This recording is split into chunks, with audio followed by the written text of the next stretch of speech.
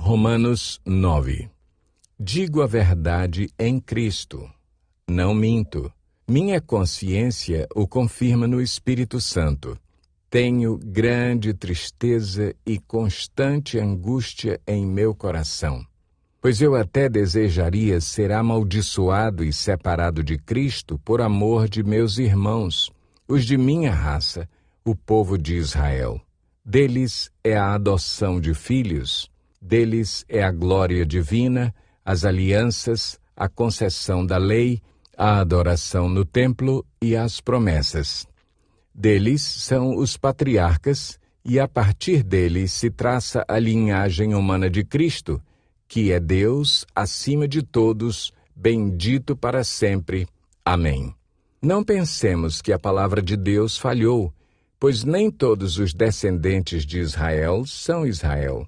Nem por serem descendentes de Abraão, passaram todos a ser filhos de Abraão. Ao contrário, por meio de Isaque, a sua descendência será considerada. Noutras palavras, não são os filhos naturais que são filhos de Deus, mas os filhos da promessa é que são considerados descendência de Abraão, pois foi assim que a promessa foi feita. No tempo devido, virei novamente, e Sara terá um filho. E esse não foi o único caso. Também os filhos de Rebeca tiveram um mesmo pai, nosso pai Isaque. Todavia, antes que os gêmeos nascessem ou fizessem qualquer coisa boa ou má, a fim de que o propósito de Deus conforme a eleição permanecesse, não por obras, mas por aquele que chama, foi dito a ela: o mais velho servirá ao mais novo, como está escrito: amei Jacó, mas rejeitei Esaú. E então, que diremos? Acaso Deus é injusto? De maneira nenhuma, pois ele diz a Moisés: terei misericórdia de quem eu quiser ter misericórdia, e terei compaixão de quem eu quiser ter compaixão. Portanto, isso não depende do desejo ou do esforço humano, mas da misericórdia de Deus. Pois a Escritura diz ao Faraó: eu o levantei exatamente com este propósito, mostrar em você o meu poder, e para que o meu nome seja proclamado em toda a terra. Portanto, Deus tem misericórdia de quem Ele quer, e endurece a quem Ele quer. Mas algum de vocês me dirá: então por que Deus ainda nos culpa? Pois quem resiste à sua vontade? Mas quem é você, ó homem, para questionar a Deus? Acaso aquilo que é formado pode dizer ao que o formou: por que me fizeste assim?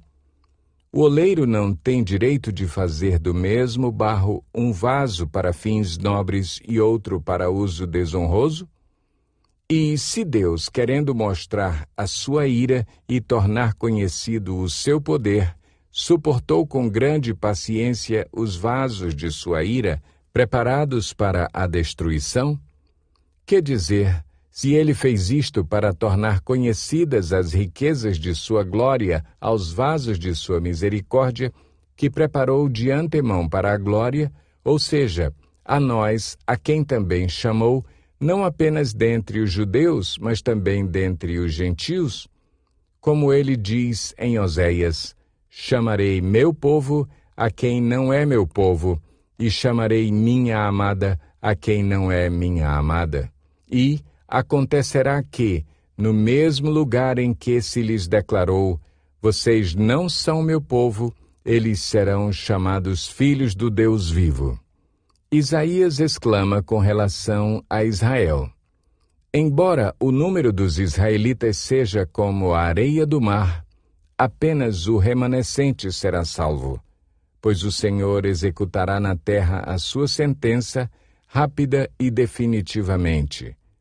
Como anteriormente disse Isaías: se o Senhor dos Exércitos não nos tivesse deixado descendentes, já estaríamos como Sodoma e semelhantes a Gomorra.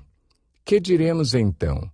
Os gentios que não buscavam justiça a obtiveram, uma justiça que vem da fé, mas Israel, que buscava uma lei que trouxesse justiça, não a alcançou.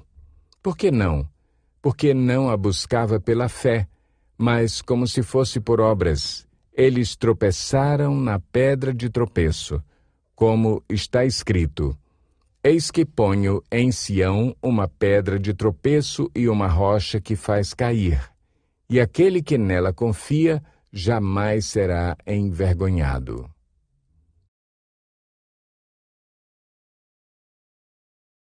Romanos 10. Irmãos, o desejo do meu coração e a minha oração a Deus pelos israelitas é que eles sejam salvos. Posso testemunhar que eles têm zelo por Deus, mas o seu zelo não se baseia no conhecimento, porquanto, ignorando a justiça que vem de Deus e procurando estabelecer a sua própria, não se submeteram à justiça de Deus. Porque o fim da lei é Cristo, para a justificação de todo o que crê. Moisés descreve desta forma a justiça que vem da lei. O homem que fizer estas coisas viverá por meio delas. Mas a justiça que vem da fé diz: não diga em seu coração: quem subirá aos céus?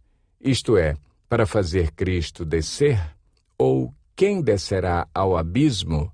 Isto é, para fazer Cristo subir dentre os mortos. Mas o que ela diz? A palavra está perto de você, está em sua boca e em seu coração. Isto é, a palavra da fé que estamos proclamando. Se você confessar com a sua boca que Jesus é Senhor e crer em seu coração que Deus o ressuscitou dentre os mortos, será salvo. Pois com o coração se crê para a justiça e com a boca se confessa para a salvação. Como diz a Escritura, todo o que nele confia jamais será envergonhado. Não há diferença entre judeus e gentios, pois o mesmo Senhor é Senhor de todos e abençoa ricamente todos os que o invocam, porque todo aquele que invocar o nome do Senhor será salvo. Como, pois, invocarão aquele em quem não creram? E como crerão naquele de quem não ouviram falar? E como ouvirão se não houver quem pregue? E como pregarão se não forem enviados? Como está escrito: como são belos os pés dos que anunciam boas novas. No entanto, nem todos os israelitas aceitaram as boas novas, pois Isaías diz: Senhor, quem creu em nossa mensagem? Consequentemente, a fé vem por se ouvir a mensagem, e a mensagem é ouvida mediante a palavra de Cristo.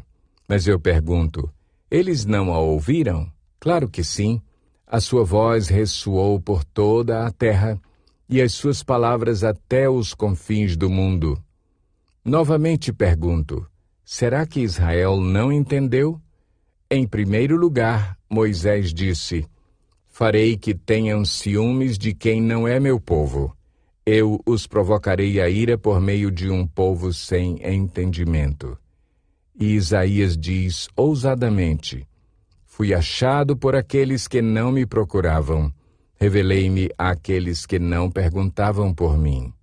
Mas a respeito de Israel, ele diz: o tempo todo estendi as mãos a um povo desobediente e rebelde.